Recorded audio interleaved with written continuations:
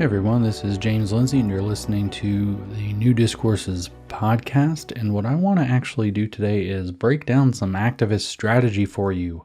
I did a short bullet episode not terribly long ago here on New Discourses Bullets, where I broke down the idea of the concept of beautiful trouble, which is a book, which is the activist training manual that they actually use, that's derived from and advancing from Rules for Radicals by Saul Alinsky, which was written in the 1960s, or 70s maybe. And I broke down this idea that the one idea that your target's reaction is your real action. That's the title of one of these articles, okay? So one of the tools. So I want to encourage everybody, before I get too far, to go, when you get a chance, to beautifultrouble.org. That's beautifultrouble.org. Go there and look at what they have. They have stories, they have of successful activism, they have tactics, they have principles, they have all kinds of stuff about how to be a woke activist. Turns out, if we want to stop them at their woke activism, we probably need to know how they're doing it so that we can identify the manipulations and call them out in real time. It's actually shockingly powerful to call out a manipulative abuse for what it is, with descriptions of how it works. People are always like, what do I do to fight back? What do I do to fight back? I did a podcast on this in the bullets also called Name the Dynamic. You have no idea how powerful it is to name the dynamic, to say, this is what you're doing and how you're doing it, so that people realize it's a manipulation. Because when people realize it's a manipulation, a lot of things happen at once.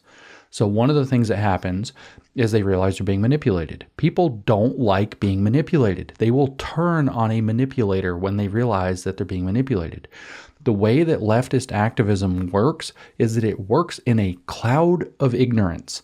They have a watching audience. There's always a third-party watching audience that they are depending on that doesn't know the context of what's actually happening. And they manipulate the fact by taking the circumstances or the events out of context to make it look like something happened that isn't what happened at all. And they move the football down the field while people are confused off of the support of the ignorant audience that has been manipulated into believing that they were the good actor when they weren't. This is actually laid out, and this is what this episode is going to be. I'm going to go through 3 of the essays on Beautiful Trouble that I think go together very, very well. One of them is the real action is your target's reaction. So we can understand what that means. It's very simple, but I'm going to read the whole thing and explain it to you. Your real action, meaning the actual point of their activism, is to get people to react. Okay? I want you to understand that. They want you to react. There are a number of ways they might want you to react. They might want you demoralized. I've talked about demoralization in the past. They want you to be dejected, depressed, exhausted. They want you to give up. They want you to think it's impossible. That's a reaction, but that's not necessarily what it means. They might want you to be angry or violent, or to actually respond more pressingly to a direct provocation. This is where that cloud of ignorance in the watching audience becomes so important. Remember, their activism depends on a watching audience. They always are engaging in what's called performative activism. They are performing. All the world's a stage. Or as Judith Butler would have summarized it, life is drag and drag is life. It's all a performance. So they are putting on a show to convince a watching audience to support them and not you, which means they need to make you look bad. There are 2 general ways to make you look bad. One way is to make you look weak or stupid or evil or crazy, that you just have to sit, especially weak, you just take it, right? What this is, and I've talked about this in other episodes of the podcast before, is undermining your authority. If they make you look weak, they undermine your integrity as a person. You're not somebody who folds is not somebody you can depend on. So people lose respect for you if you let them provoke you and you don't do anything about the provocation. You just accept the provocation. You let them get away with it. That's part of it. We'll come back to these ideas in a second. Another is that they undermine your intellectual authority. They try to make you look stupid, like this complex idea that's in front of you. You're the one who doesn't understand it. Or they try to undermine your moral authority. You must be a bad person for some reason for not supporting their cause. You must not care about the poor trans kids who will commit suicide if they don't all get to have puberty blockers, it destroys their life. They try to make you look like an evil person while in fact they are evil, or they might try to make you look crazy. So in other words, you're a conspiracy theorist. You believe crazy things. That's not happening, but it would be good if it was. You're crazy. Nobody's doing that. There's absolutely no reason to pass a law to block blah, blah, blah, because nobody's doing that. Only a crazy person would think that. Only a conspiracy theorist would think that this is what's happening. So they undermine your psychological authority by getting people to believe maybe you're crazy. They undermine your moral authority by getting people to believe that you're evil. This is all by controlling the framing around the situation and the ignorance of the watching audience, because that's who they're trying to influence, or to get you to believe it yourself and drop out, demoralize. Maybe it's that they want you to believe, or get other people to believe, that you don't know what you're talking about, that they're smarter than you, and so they have to be the ones to be listened to, and you're just some hillbilly moron. And they're undermining your intellectual authority or your epistemic authority. Or maybe they just get you to cave in and they provoke you, but they don't provoke you hard enough so that you respond, so you look weak. They put library books in and nobody says anything. They put a drag queen and we say, well, just don't take your kids and just ignore it. And you don't respond, and it just keeps happening. The pride events just keep getting more and more gratuitous. This is a pattern that they're doing. And it's based off of the idea that your reaction is their real action. The things that the left is doing are unpopular. They are always unpopular. In fact, they're often vigorously unpopular once people see what they really are. And we know this is true with woke. Actually, a very small percentage of the population actually endorses a lot of what they're doing. It's very unpopular. It doesn't make sense. When they start coming out and trotting out fetish gear at Pride and sexual activity in front of kids and drag queens being provocative, most people, most of the time, don't like this. The only people who support it are people who have something going on to where they're really invested in it, people who are paid to do it, or people who are so desperate to prove that they're not one of those bad, evil, awful, stupid, crazy conspiracy theorist conservatives that they're signaling to their friends and through something that's called preference falsification. Most people don't support it. So the only way that it makes sense, and these people that are right on the edge that are going to start tipping out of support from these more egregious things, it only makes sense against a reaction. If you react badly and they frame it out that you reacted badly for what looks like to a low information, low engagement onlooker, for no good reason, all of a sudden, look, there's rising anti-LGBTQ hate everywhere. We need more activism for the poor gay kids or whatever else. Their activism only makes sense against out of context, misunderstood reaction. They have to create a boogeyman that has to be defeated that's worse than what they're doing, and then it justifies them being provocative to try to push the envelope. That is why the real action is your target's reaction. So I'm going to go through that, but I'm going to combine it with these other themes that I've actually just spelled out for you. Put your target in a decision dilemma. That's another essay on Beautiful Trouble. That's at beautifultrouble.org. And then escalate strategically, because I think these three go together to create a very comprehensive program of activism that we see again and again and again and again. I think the drag queens, the fetish and sexual activity at Pride, the library books in schools, the sexual library books in schools, and the indictments and things of Donald Trump and the J6 political prisoners all fall within this umbrella. You probably could very easily start to find other examples where these things are happening with, say, for example, the demands to mask now again, or even previously for COVID policy. And so I want to start with this idea that the real action is your target's reaction. I read this actually already before as a bullet, so this is redundant. This is filed under principles. This is a principle in Beautiful Trouble. Beautiful Trouble is the kind of trouble they like to make. And it starts off with a quick little summary. It says, when challenging a more powerful target, so that's who they're going after, somebody who's more powerful. When challenging a more powerful target, the key to success often isn't what you do, but how your target reacts to what you do. Therefore, anticipate your target's response and write it into your script. Where did they get this idea? They quote Saul Alinsky, like I said, the real action is in the enemy's reaction. The rest of the article is them kind of explaining this and giving an example, but I want to dwell here. When challenging a more powerful target, this is the principle. You need to get them to react. In other words, They aren't going to make headway unless they make you look like a bully or an oaf or a jerk or violent or crazy. They need you to look that way. The way that this is always going to happen is they are going to take advantage of a largely low engagement and ignorant third party and a complicit, whether it's alt media or whether it's mainstream media, to push out the story in a contorted way that drives their narrative so that the first impression, most low engagement, low information people are not dialed into the culture war and all of the tricks and traps that are happening. They are catching snippets on CNN of crazy stuff that happened, and that they're basing their whole opinion off of whatever they saw in the misframed or intentionally badly framed information that they're being given through a compliant media, which might only be alternative media when they're weak, but right now they have the entire mainstream media apparatus plus politicians taking it up. I can't tell you how many people I know who think Donald Trump must be a criminal because the Department of Justice came down. COVID must have been a major public health threat because the CDC said, as though the legitimacy of the institution instantaneously transfers over and makes whatever thing they say more true.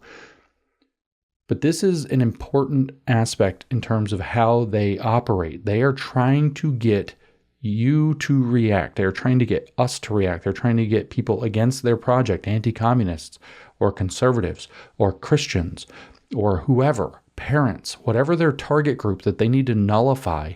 They're trying to get them to react, and then they will use the reaction to nullify them.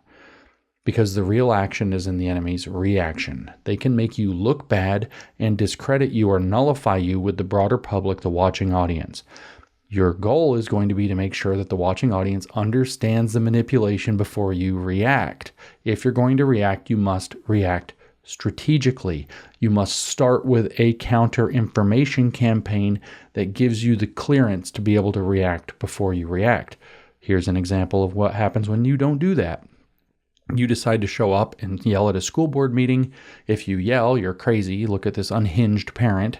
DOJ gets involved, FBI gets involved, or whatever. But you go to a school board meeting and maybe even you do a really good job, really calmly explaining that you think these pornographic books that they're publishing and putting in the libraries, thanks to things like the American Library Association, which is queering the catalog on purpose, that those are unacceptable and shouldn't be in front of kids. And then whack, you get slapped with the branding all over the media of book banner. Moms for Liberty wants to ban books. Conservatives want to ban books. Blah, blah, blah, blah, blah. They want to ban books. Well, book banner is a bad word, so they get to slap you with a label, and they put out a provocation. They put the books in the library, and they depended on the reaction, which you had to react. You had to go say something about these books. But the second you said something about these books, they framed it badly on purpose for their narrative agenda, presented to the public as you guys are, while you take responsibility for your kids, that action is actually banning books. And the low information people who end up making a lot of the kind of social and cultural and political mandate that politicians then get to ride and do things with, all of that mandate, which then also lands on the, not clearly paying attention lawyers and judges and other professionals in society, that mandate is all based off of a fabricated narrative that took advantage of your reaction, because your reaction was their real action. So here's what they say about it. They say, during the Salt March of 1930, Indian independence activists famously kept walking unarmed and undeterred into the brutal blows of British police. Importantly, the press were there. See, there's the vehicle to move the story to a watching audience. Activists made sure of it. Oh, how about that? So they're going to position a mouthpiece to frame the story the way they want it framed. Activists will make sure that the media is there to frame the story the way they need it framed, and then they're going to portray it to the public. So what happened? During the Salt March, the activists kept walking unarmed and undeterred. So they look like we're just going on our march, our protest, and the British police delivered brutal blows against them. That was the reaction. And importantly, the press were there to take this whole scene in a particular context and present it to the public, because activists made sure of it. And the press were there to document the colonial government playing the villain in predictably despicable fashion. The Indian nation rallied to the cause. World public opinion followed. See, they're actually contouring public opinion by provoking a circumstance and then catching it on film and telling the story with the context set. And maybe in this case it was legitimate and maybe it's not, but set so that they tell the story the way they want public opinion to hear the story. And they go on to say organizer, they should say demon, but organizer Saul Alinsky later coined the term political jujitsu to describe actions like this. Confrontations like the Salt March enable under-resourced activist groups to use a powerful opponent's momentum against them by provoking a reaction and then watching them fall flat, literally or figuratively, in front of the cameras. All the world's a stage. You are being set up when they engage in a provocation. If they believe that you are the dominant society as a more powerful target, they are setting it up to look bad compared to their silly little demonstration. And they will make sure that the demonstration and what happens as a result, as a reaction or response, is framed in a way so that public opinion follows. How about that? It says, when applying this principle, it's important to understand that you can't just hope the target reacts in a way that spotlights the injustice. You want to anticipate your target's likely reactions and design your action to provoke the reaction you want, and then incorporate it into your action. If it doesn't work the first time, adjust and try again. We're going to hear that with the escalating strategically. But did you hear that? It's not enough to hope they were going to react, which is largely kind of what we do in counter activity against the woke.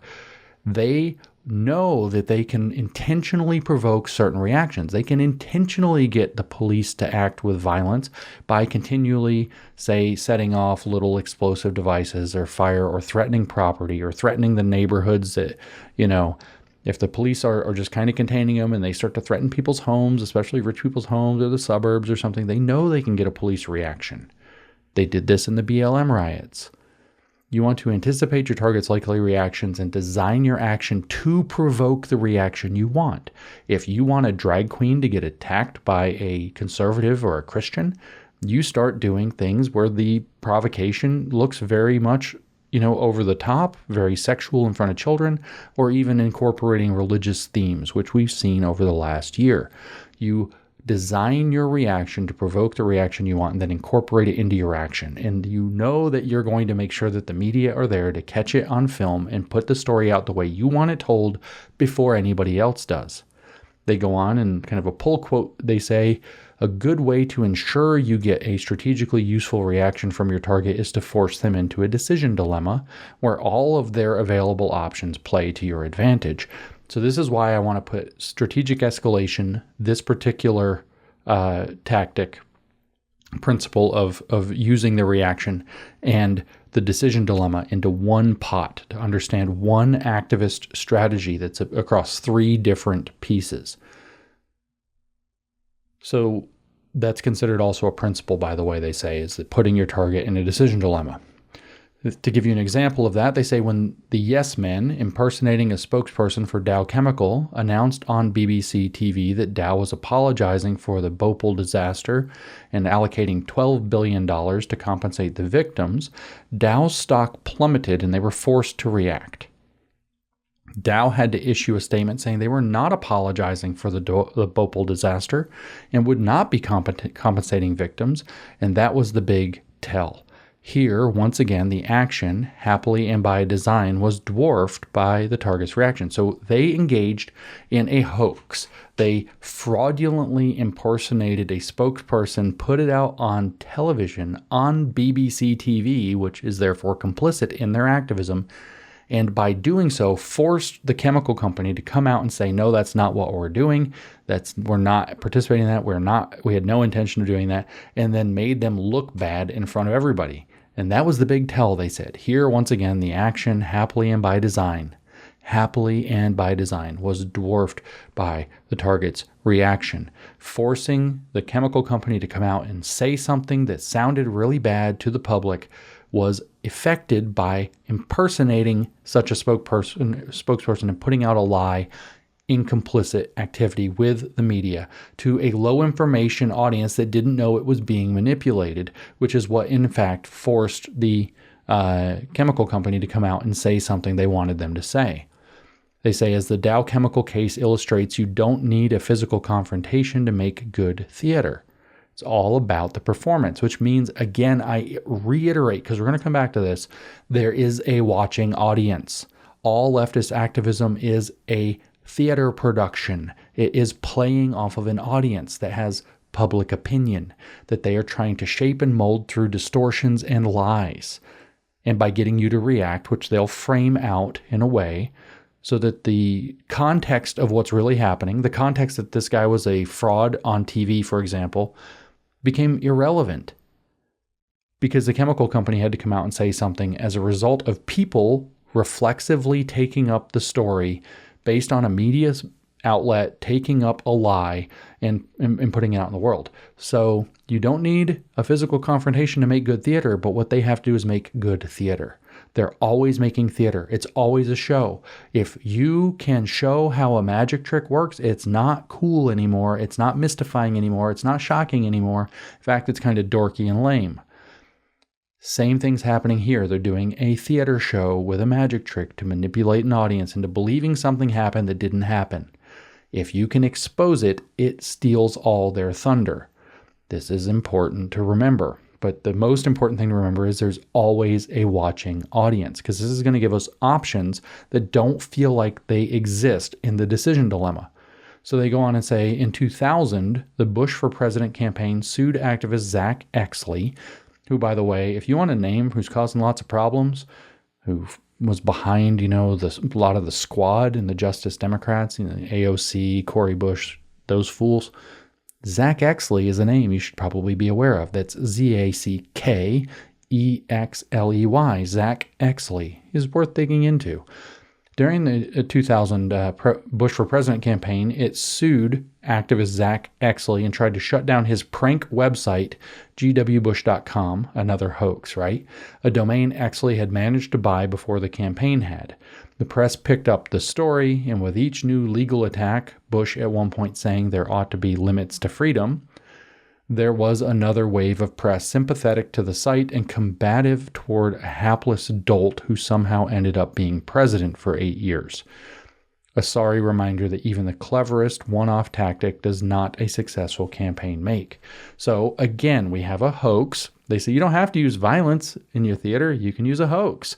You can just lie. In this case, Zach Exley purchased gwbush.com, put things that were false on it. The campaign sued to make this stop because you can't just ignore it, because then they just keep putting out lies that people believe. These stupid freaking parody accounts on Twitter are a good case for this.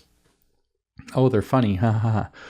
You can't just ignore it, but then the second you take action, you look like a jerk. And they even get Bush quoted saying there ought to be limits to freedom, which is a very badly phrased way to say, not that I'm a big George Bush supporter at all, but it's a very badly phrased way to say that hoaxes are deliberately manipulative and they're really inappropriate. And, there should be ways to have legal retribution for somebody who is defaming you through a parody, through a impersonation. Limits to freedom. Actually, there are already limits to freedom for defamation. It turns out we cannot defame. That's not protected speech. And parody can fall really close to that line sometimes. As a big fan of parody myself, I'm just saying that that's possible. Passing yourself off as somebody and saying things that they are not saying can actually probably constitute defamation. But they were able to catch him saying a thing. They take this out of context and tell everybody Bush wants to limit freedom, and they have a successful campaign. So contrary to popular belief, they tell us when one of the big boys threatens you, and if you use a company's trademark in an action, for example, you can count on a cease and desist letter, you should celebrate. You are the David to their Goliath, and you now have the upper hand. So portray yourself as something you're not, put out false information, and when they tell you you need to stop, you say, look, they're bullying me. because their reaction, which they have to take, is your real action. It says, take their best quotes, weave them into a press release, and voila. You've cast them in your play again and again and again with the theater language. And the timeless logic of jujitsu. Jujitsu is not a theater, by the way. If this was jujitsu, we would be choking them out. There is a viewing audience. Remember that guy, Daniel Penny, who there's that radical lunatic on the subway, and Daniel Penny put him in a chokehold because he did jujitsu, and then he died later, and then they framed it out that he was like this murderer, and now he's been arrested, and like all this really bad stuff. Yeah, jujitsu wasn't what was relevant there. The jujitsu worked, and it worked really well. What was relevant there was a watching audience that was horrified by what happened in the way the story was told and framed, which conveniently left out a lot of the parts about the guy. They tried to make him a sympathetic Michael Jackson impersonator, but in fact, he was threatening everybody with, you don't know if he's armed or not. He's threatening everybody on the car, the subway car, that if he doesn't get his way, some shit's going to go down. In the timeless logic of jiu-jitsu, you have borrowed some of their power, and if coverage goes your way, and of course you make sure the initial coverage is out of context and going your way, because a lie can get halfway around the world while the truth is getting its pants on. Rumors are harder to unspread than butter. Which cliche do you want at the moment? First impression is everything. If coverage goes your way, you have used their offensive momentum to flip them on their backs. Everyone loves it when Goliath bites the dust.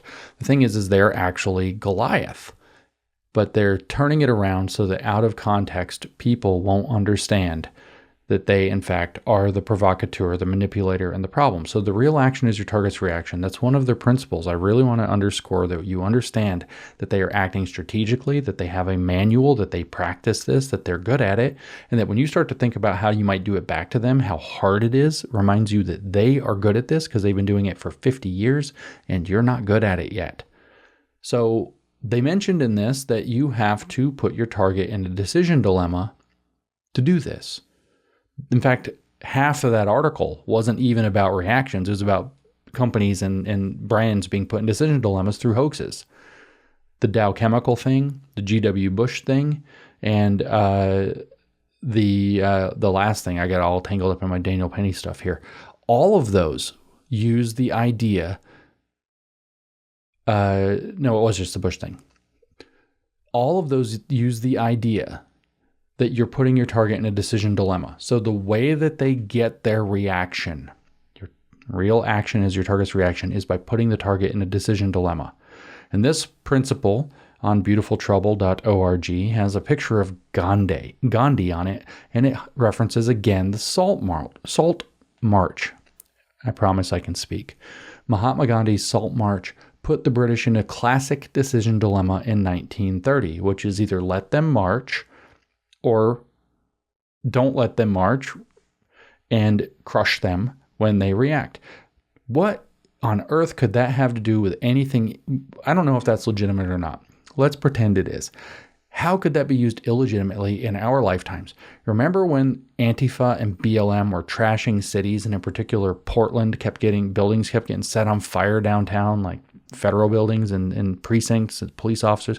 Minneapolis, you had a bunch of fires. You had all this stuff going down. Remember that in the summer of 2020? DC was getting set on fire. And you remember it was all about, there's this thing, I don't know if you remember it, some people refer to it as the Trump trap. The Trump trap was to get him to do what? Send the National Guard to put down the riots.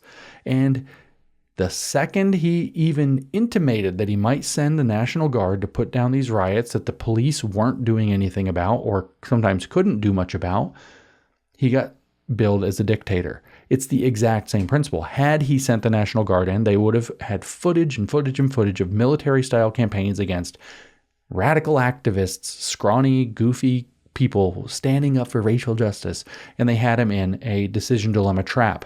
So rather than take the route that the British took in the classic decision dilemma of 1930 with Mahatma Gandhi's Salt March, what Trump did instead was he stood down, looked weak, looked unable to stop this cultural revolution unfolding in our cities. And so he had no good options. Send in the National Guard like some people wanted and lose the left in the center and the libertarians who are going to be angry about the police action while satisfying the conservatives, and ending up with all of this footage claiming that he's a military-style dictator trying to do a coup on the country, which is exactly what they had set him up for, or let cities burn, in which case everybody gets demoralized, everybody's afraid, businesses, people's lives upended, and now we see on the other end of this that BLM and Antifa are coming out extremely well from this in these cities because they are doing the exact same thing. Even the police presence that showed up, they're saying was using tactics that were overboard, and we have cities delivering the $1 million settlements, now multi-million-dollar settlements to BLM activists who are actually burning and looting and rioting in the cities because the police showed up to do their jobs, and that was considered to be too much. Why? Because exactly what we're covering. So these tactics are not historical relics.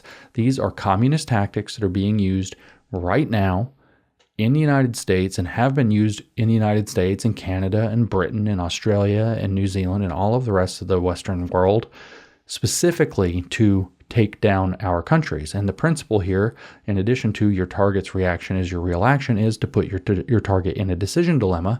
That's how you get them to either fold or react, to look weak, in which case they lose their authority, or to react with strength, in which case they look like a tyrant or a bully. Here's the principle summarized. Design your action so that your target is forced to make a decision and all of their available options play to your advantage. In other words, damned if you do, damned if you don't. It says, if you design your action well, you can force your target into a situation where they have no good options, where they're damned if they do and damned if they don't. This is known as a decision dilemma. Gandhi's 1930 presented the British authorities with a classic decision dilemma. This is referring to the Salt March.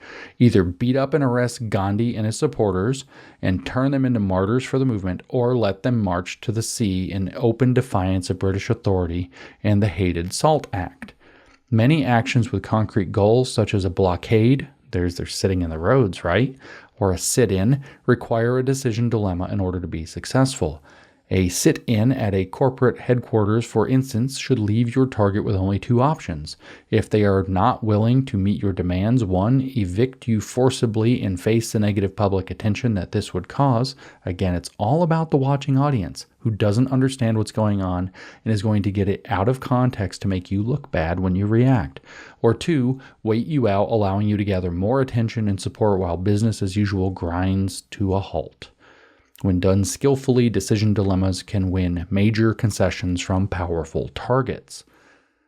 So this is the whole thing. That's the whole principle. That's all it says. Put your target in a decision dilemma.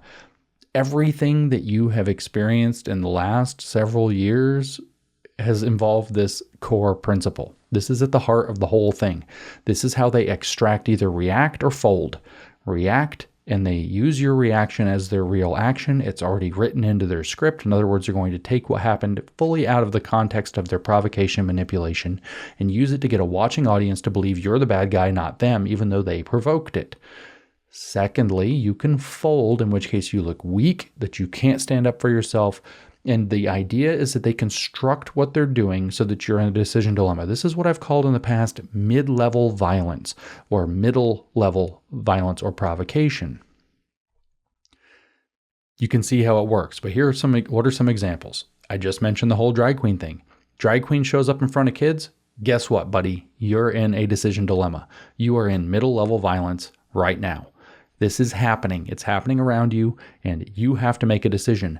Do you let the drag queen do what they're going to do in front of kids, which you know is completely inappropriate, which we know from the Drag Queen Story Hour paper is all kinds of desire to do grooming activity unequivocally. Every time I get accused of being a bad person for using the groomer word, I read a piece or two from that paper and ask people what word I should use for it, and not a single person yet has had an answer, because it puts them back in a decision dilemma. When people read the pervy books that they're putting in the library at school board meetings or on council meetings or on TV, it puts them in a decision dilemma. They have to turn it off and show that the books are really bad, cut the mic, overreact or whatever, or they have to let you read that, in which case everybody who didn't know what's really going on gets horrified, turns it back around on them.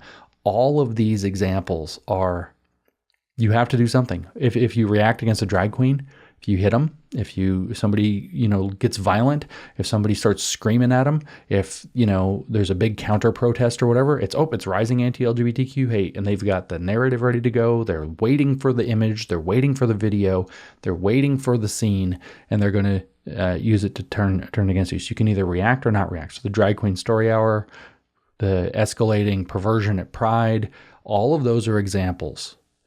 The increasing rhetoric to raids to indictments of Trump and then people associated with Trump, same thing. Are we just going to let our justice system run rampant like this?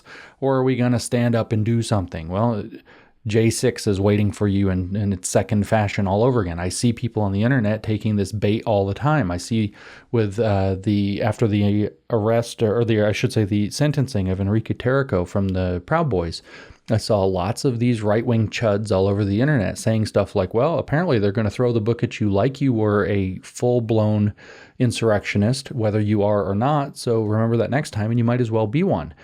Oh, so you're going to just go ahead and step into the reaction mode that they need, and then we're going to have J6 all over again, but this time real enough to where nobody's in doubt, where it doesn't just weird people out. So, it's working. They're baiting people into the reaction, because if you don't react, then what? Well, you just sit there and took it. You just let your country become a banana republic. So the whole thing with Trump, that's another example. The porn books in the libraries, that's another example. Every time those books show up, you're in a decision dilemma. Do you ignore it and just let that sit there and let that stand and let that be and let kids be exposed to that stuff? Or do you show up, at which point they're going to slap you with a label book banner? You see how integral this is to their activism, but do you also realize that it all has to do with them doing a provocation that is already out of bounds, but it's just below the level of so obviously out of bounds that they can rely on a low information, low engagement audience, that they can present what's happening and the reaction to what's happening out of context so that they take the side of the leftist provocateur. Do you understand that this is how their activism works? And your reaction is their real action. What they get you to do when they put you in a decision dilemma where both options benefit them is their real purpose. They are good at this. We just did so many examples. I can give you so many more examples. I gave you the one about the Trump trap already. That was another example. They were burning down our cities. They were using actual violence. People died. Billions of dollars in property damage. And what? We couldn't do anything to secure it because there was a decision dilemma built in, because it was allegedly for racial justice. It wasn't really for racial justice, but they had a huge watching audience convinced off of the story of George Floyd that was what it was about. They had a low information audience that would not understand the context of securing our country with law and order and putting down a violent, literally insurrection and a violent set of riots, property damage again, deaths. They had the whole thing set up so that if anybody did anything, say, I don't know, Kyle Rittenhouse, what's going to happen? We saw what happened. They went after him like crazy, and public opinion, luckily he ends up getting acquitted by the courts because the courts are not completely lost. But public opinion turned against him so vigorously, and at the very least, it polarized people around him as a figure.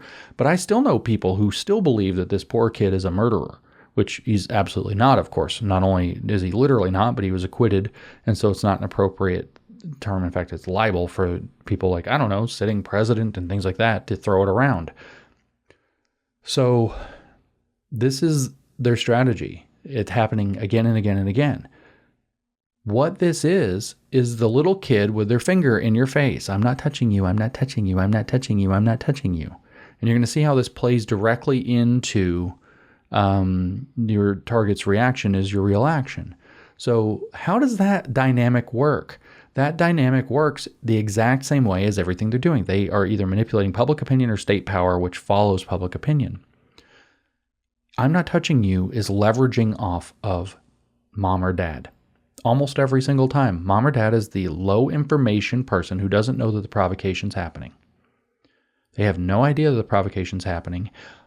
But the second you slap that hand down out of your face, which hasn't touched you, they haven't touched you yet. If they touch you, you could say, Mom, he touched me first. And all of a sudden, the balance of power goes some other way. He hasn't touched you. So the provocation isn't so clear that it warrants a physical response, but it's so annoying that there's not much you can do. You can't really get away from it. And if you do, your brother's going to laugh at you and you're just going to be humiliated or whatever else. So he's going to humiliate you by getting you to react one way, or you're going to slap his hand and he's going to say, Mommy hit me. And all of a sudden you're the bad guy. Low information mom who doesn't have time for your brother's bullshit antics is all of a sudden going to come down on you like a ton of bricks. And that's our Justice Department. Except our Justice Department's really motivated to take these sides right now. It's even worse than that. That's the idea here. Is there a way to deal with that? Well, this is where I loop back and remind you there is a watching audience. There is a watching audience. The whole thing depends on a watching audience. How do you know it depends on a watching audience? How do you know? How do you know that there has to be some power reservoir of public opinion or state power for any of this to work? How do you know? Because if your brother put his finger in your face and said, I'm not touching you, I'm not touching you, I'm not touching you, and you knew nobody was going to find out about it, you'd punch his teeth out of his face. That's why. The only way the whole thing works is if some power reservoir is going to get dropped on your head when they misunderstand what happened because the provocation was left out of the context that they were given when you reacted. You know there must be one. So what does that mean? How do you beat a decision dilemma? How do you beat a mid-level violence provocation? How do you do it? And it's actually much more simple than you think. You have to remember that the watching audience is the thing that matters. The justification of the watching audience is the thing that matters. That might be the public and its opinion. That might be the law. That might be a court. That might be, you have to have your story buttoned up before the watching audience, that you are being provoked to action before you take action. At which point you have not only given yourself license to take action if you need, but you have flipped the decision dilemma back on the provocateur. You can verbal jujitsu this back on them, or political jujitsu this back on them. What would it be with I'm not touching you? I'm not touching you, I'm not touching you, I'm not touching you. That's your brother, and you say loudly and clearly, not to your mom, you don't go tattle because then you caved. And your brother's laughing and you humiliated yourself and you look like a tattletale. You say loudly and clearly to your brother such that the watching audience, in this case mom, can hear you. You say, you are provoking me by putting your finger in my face without touching me. It's not acceptable. You either stop or I'm justified in reacting. And when mom hears that, the whole balance of power switches, and then either your brother backs down and puts the finger out of your face, or then you take the next step. Whether that's to go tattle, depending on the situation, whether it's to hit him, whatever the situation happens to be. You make sure the watching audience knows there's a provocation happening, that the provocation is unacceptable, how the provocation works, and that you are justified in taking action if it doesn't stop. What you're saying is you technically haven't crossed the line yet, but you're crossing it. And I am telling you that this is unacceptable. And if you continue, then I am going to take due course of action to stop you from doing what you're doing. And at that point, the entire balance shifts. They can be the one who cucks out by saying, oh, okay, and he puts his finger down.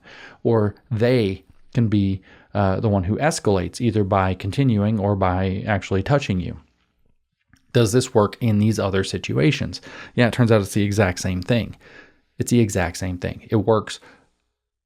Although the scale of getting people to believe it might be different, it works every single time to name the dynamic, to point out this is a trap that you're putting me in. You are provoking a response. And if you do this well and you convince people that this is what's happening, then you can be justified.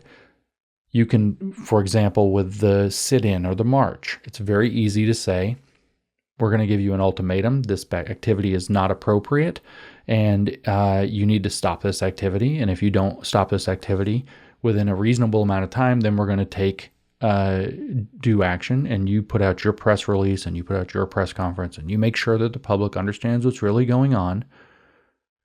And then you can actually start to take some kind of action where they aren't going to be able to manipulate the story out of context. You can go into your school and you can say, or to your school board meeting or whatever it is about the library books. And you can say, there's going to be an attempt to say that we're aiming to ban books. We're not interested in banning books. That's not what this is about. But these books are inappropriate. And to prove it, I'm going to read one. Now they're in the decision dilemma. You see how you flipped it back around on them. If you name the dynamic, this book being present is a provocation. It is either going to threaten to harm some children, so we have to take action, or it's going to get us slapped with a illegitimate label of book banner. This is not about banning books. What happens is we end up having to say these things retroactively after we step in the trap. Saying them proactively weakens the amount of force that the trap has. Now, these traps are technically reflexive. You're not going to get everybody to understand what's going on. What you want to do is you want to take the steam out of it. The reason the Trump trap was so powerful in 2020 was because so much of the population bought into the racial justice narrative of BLM on the back of the death of George Floyd. So much of the population bought into it that Trump did not have an easy time, and the people that would even visible riots with CNN saying it's a mostly peaceful riot with 93% peaceful with flames behind them and all, only 7% like violence and death and burning buildings and so on, looting and defenses of looting. We're always trying to do this retroactively, but the point was that at that point, the public opinion had shifted so hard, so fast from the video of George Floyd that there were very few good options. And we at that point, all we could do was tread water, do the best that we could. But in general, this is exactly what you have to do, is call out the dynamic of the manipulation, point out that it's happening as early and as preemptively as possible so that the reflexive push can't take off. With George Floyd, the reflexive push had already gone into full swing, and unfortunately, they got a long, long runway to get away with a lot of stuff. How do I know that this is right, besides that it actually makes sense?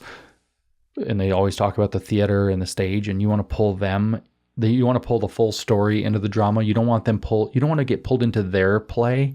You want to make sure that the context that it's a play in the first place is visible to people.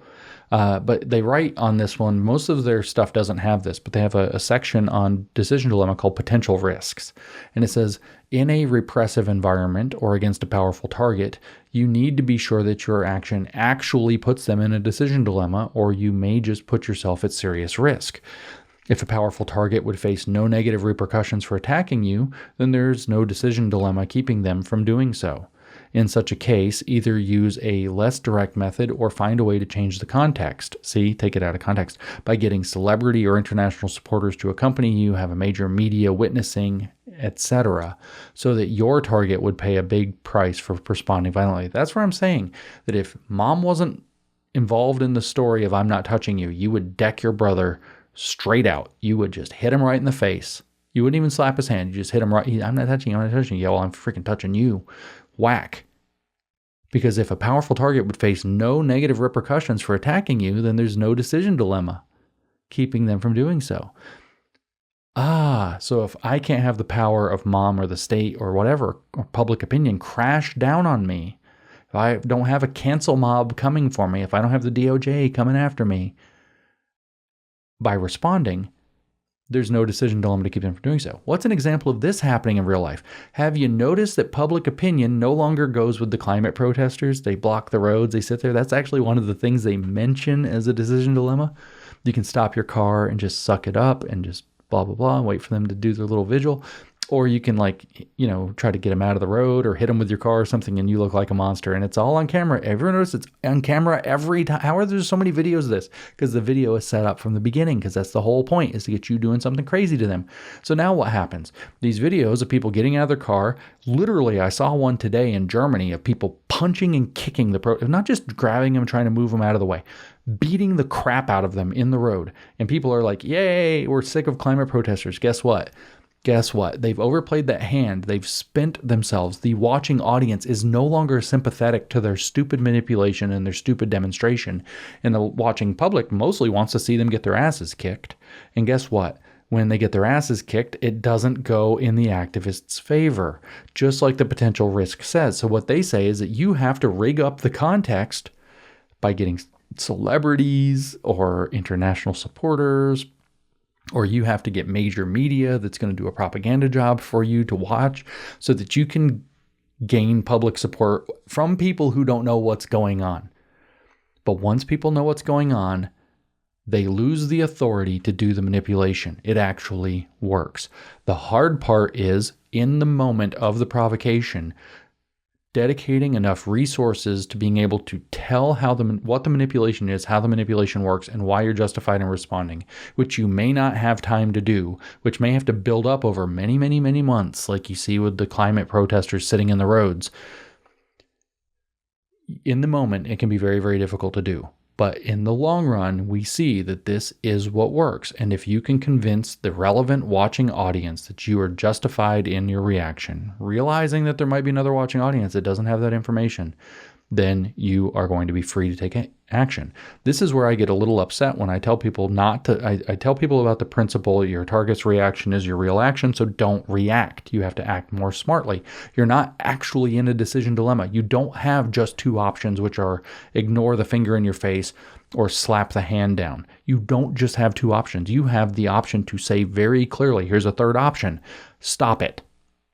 But you don't see that one as easily. If you see the way out of the wizard circle or out of the trap, you have another option. You're not actually in a decision dilemma. You've got to think more creatively. And people say, James, you're telling people to just stand down and lose preemptively and have no solutions. No, I'm not. I'm telling you to expose the dynamic first, then make it very clear what justified action would be, get public support behind you, and then you can take the action. And that's how we're going to tip this thing back one after another, after another, after another. Look at the example of, say, Billboard Chris going around talking about gender ideology and the transition of kids and puberty blockers and everything. He says over and over again how we're going to win on that issue is one conversation at a time. He's going out and he's tipping public support the other way. We're showing the stories of transitioned kids and detransitioners. We're showing these terrible, terrible effects, and we're slowly, but more quickly than you might realize, winning over public opinion that this is horrifying. We did the same thing with the drag queens by refusing to react and refusing to react and refusing to react as they escalated the provocation. Eventually, they just started to look crass. At one point, I remember even talking about it. It's like, it's boring. No one wants to see this crap anymore. It's like it's like a fruit that expired. It went bad. It went rotted, and they lost whatever momentum they had. They can keep trying to get it back, but it's sort of, they lost it.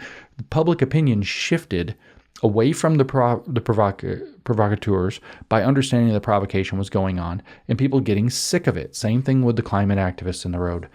This is what I'm saying. This is why it's a very, very interesting and different dynamic now that they're trying to bring back COVID protocols.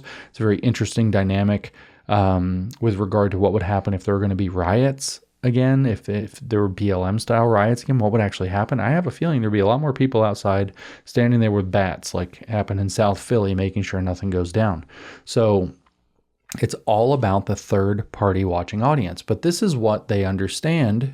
It's not just about that, which is why a third principle that ties into this, which even is mentioned, is to escalate strategically. So this is beautifultrouble.org principle, escalate strategically. And it says, since a target rarely gives in after one action, it is often necessary to strategically increase the pressure on them in a step-by-step escalation that draws upon a diverse mix of tactics. And then they give you a Chinese proverb, a journey of 1,000 steps, or 1,000 miles, I should say, begins with a single step. So it's not enough to provoke, because people don't often take the bait after one action. You have to provoke again and provoke again and provoke again. And the provocation has to escalate every time until it becomes intolerable. You could call this heaping on intolerables. First, you say that Trump is illegitimate and he's all this stuff, and there's an insurrection, and you have all this J6 stuff and the House Unselect Committee and da-da-da-da-da. Oh, then you raid Mar-a-Lago. Then you start indicting him. Then you start indicting his lawyers. It's an escalating provocation. It wants a reaction. It needs a reaction. First, you have some books in the library. Then there's hundreds of books in the library. Some of the books in the library are sexually explicit. It needs a reaction. You escalate. First, it's a drag queen in modest dress, and the dress gets a little less modest, and the story they're reading gets a little less innocent. Now it's a very graphic gender or sex or sexuality story. Now there's actually they're dancing. And it's just dancing, but the dancing is getting more and more sexually provocative. Pride, same thing.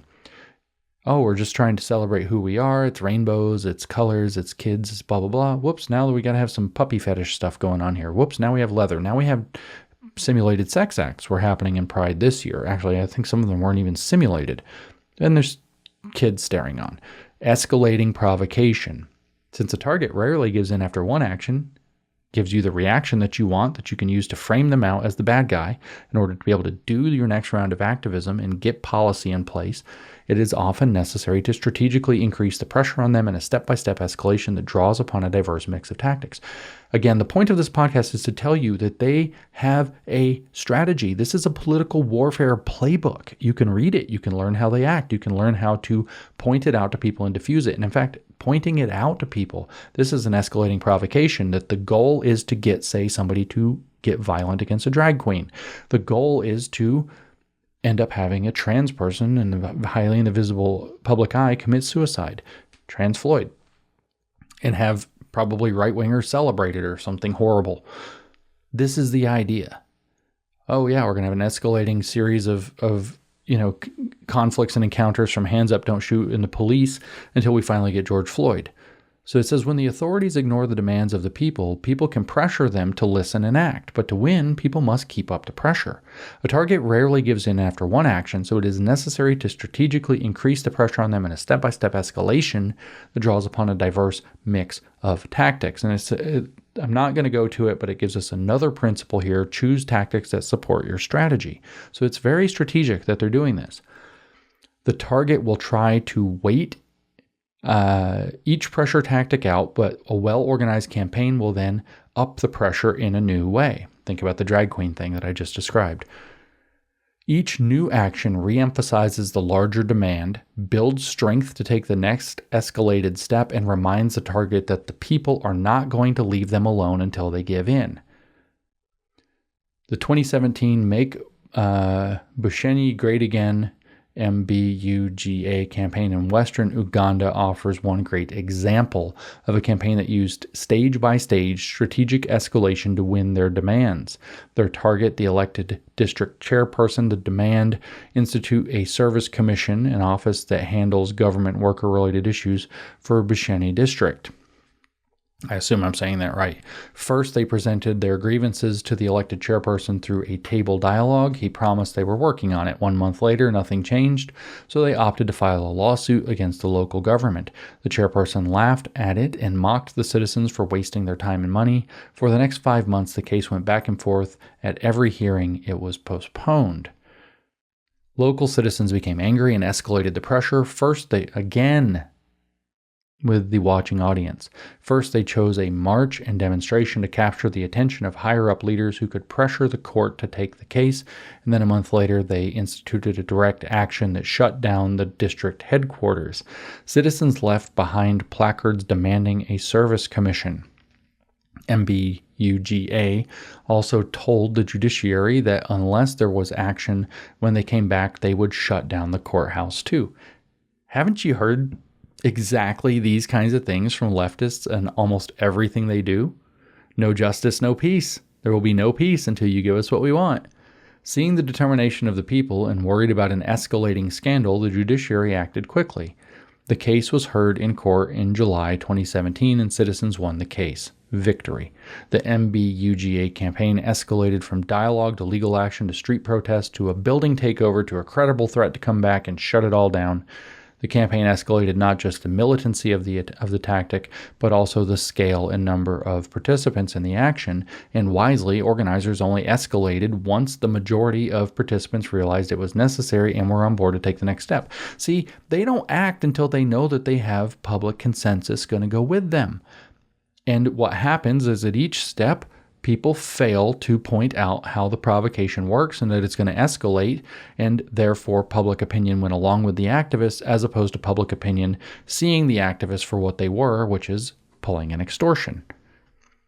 Specific escalation steps, they tell us, may vary from campaign to campaign. The coalition of Immokalee workers won higher wages for farm workers in Florida by very strategically escalating from grassroots organizing to community-wide work stoppages against local growers to hunger strikes and eventually to a nationwide boycott against a global brand. Wangari Maathai's Greenbelt movement in Kenya escalated through a strategic series of steps from planting trees all the way to catalyzing a resistance that forced a dictator out of office. 1. Planting trees with rural women. 2.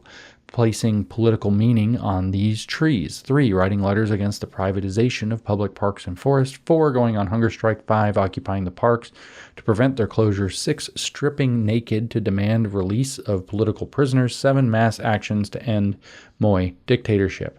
Whatever the specific steps, they say the principle is the same and summed up nicely by Saul Alinsky in Rules for Radicals. Of course, that's where they got these ideas. Keep the pressure on, never let up. Creativity and agility are key here. As Alinsky says, keep trying new things to keep the opposition off balance. As the opposition masters one approach, hit them from the flank with something new. A tactic that drags on too long becomes a drag. Don't become old news. This links, by the way, to a key principle they add: define hardcore strategically. Sometimes the escalation needs to be bigger than an individual campaign. It is a social movement-wide shift, a shift more in worldview or the broad culture of your movement, say from reform to revolution, or an armed struggle that comes out of the jungles to pursue an electoral path, or that goes back to the people and recommits to the grassroots.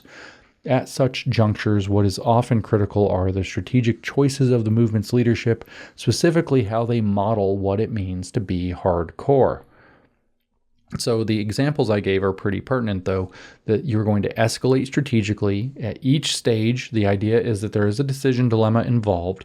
If they are not giving in, you escalate strategically and you make the pressure on choosing reaction higher because your target's reaction is your real action.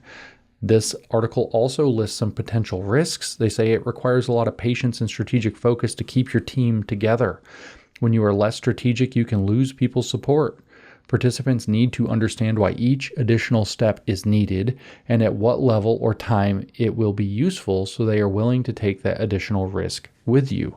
If your campaign does not escalate fast enough, it is likely to become boring and reduce the morale of those who stand for your cause. If your campaign escalates too fast, you might take on well-equipped opponents that are prepared to delegitimize your position or discredit you for lack of public support. And that's exactly what happened to the drag queen and the pride thing, which is why those things are seriously on the rocks. They've burned up so much goodwill with the people, and it has a lot to do with the fact that they escalated too fast because we continually didn't take a bait that they were almost positive we were going to take. They got desperate. They overreacted. And they made it look really, really bad for them. This is why it's probably the case that masks and BLM and all of this, again, are not going to fly with the public the way that they flew the first time, because people are more hip to what's going on. So the point of this podcast, just to summarize again, was that you have these first of all, there's this website called Beautiful Trouble. That is beautifultrouble.org, where they give you toolboxes explaining how they do their activism. If you understand their activism, you can show that it's a manipulation that's playing off of a third party that's a powerful reservoir like the state or public opinion, which are tied together, that it's using tools like the media in an illegitimate way. You can actually expose the fact that these provocations are provocations that are designed to operate in specific ways. You can unmask the operation as such, and thus you can destroy the capacity for people to get swept up in the reflexive movement. They want an out-of-context moment, say George Floyd dying, to sweep up a movement across the world that's like a fire got lit, and you can't put it out. Well, if there's doubt that it's legitimate, the fire doesn't sweep as wide, it doesn't go as crazy. In other words, the reflexive environment doesn't manifest.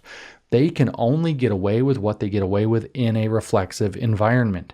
If you have enough of this exposed so there's no reflexive environment, the reflexive environment doesn't manifest, they don't have the public support to pull off the actions that they want to pull off that are much more radical, that are excused by either your reaction, which is usually the thing taken out of context to spark a line of direct action by them, or some other thing being taken out of context that they use to generate reflexive environment in which they can move the ball. So the goal is to expose these manipulations, to turn over the decision dilemma back on them, to show that they're escalating strategically, to predict that they're going to escalate strategically in the next step. And when that they do, that the goal is to get people to react in particular ways, and the way that those reactions, whatever they are, giving in, reacting violently, yelling, losing your cool, scattering. Our movement on the anti-woke side has certainly scattered lately, dooming out, all of these things. You can actually predict that they're trying to do these. These are intelligent,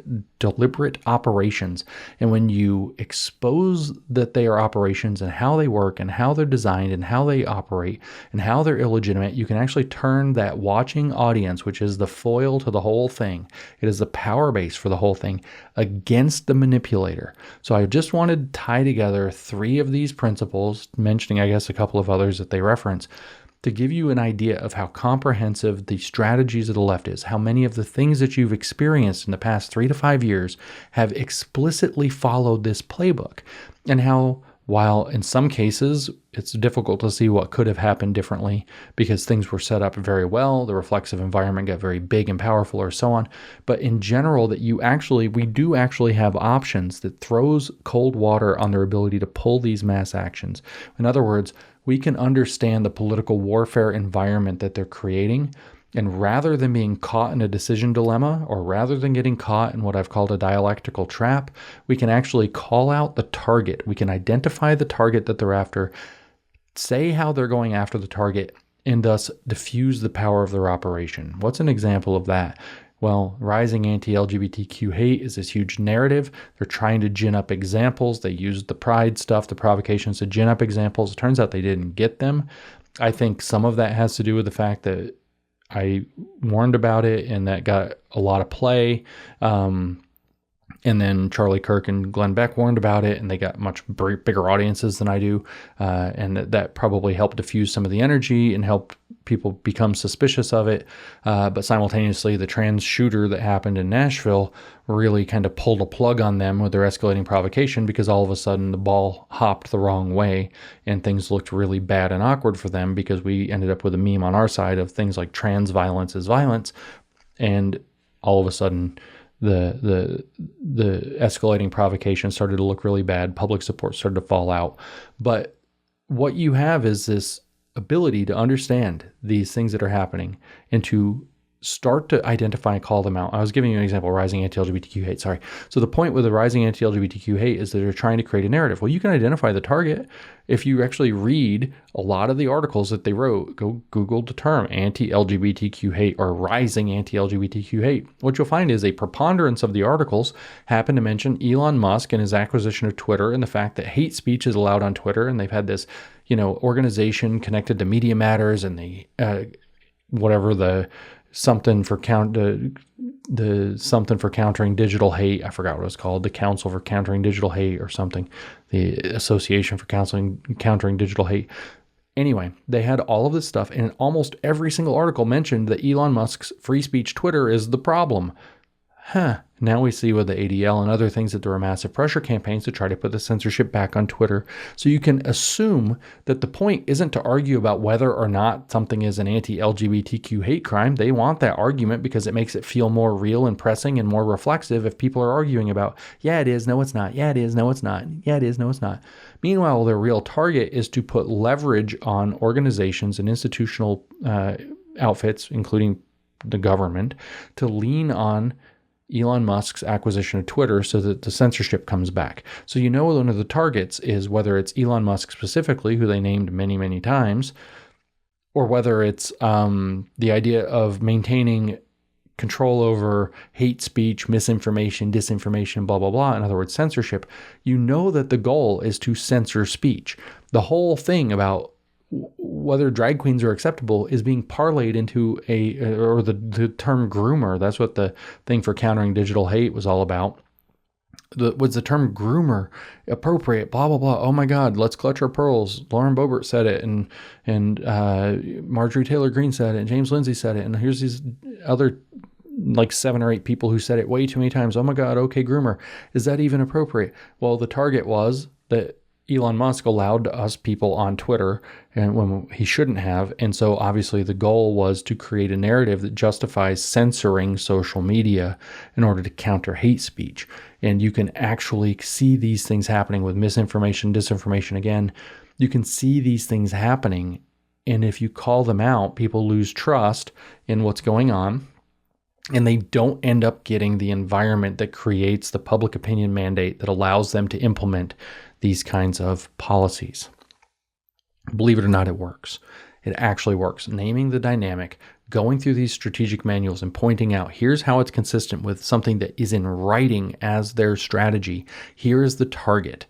This anti-LGBTQ hate rising narrative is all about controlling speech. So guess what? Every time they bring it up, you don't argue about it. You say you still just want to control speech. Hate speech is fake. We're not going down this road. You don't get to censor us. And you just keep the issue on their target, which is censorship, over and over and over again.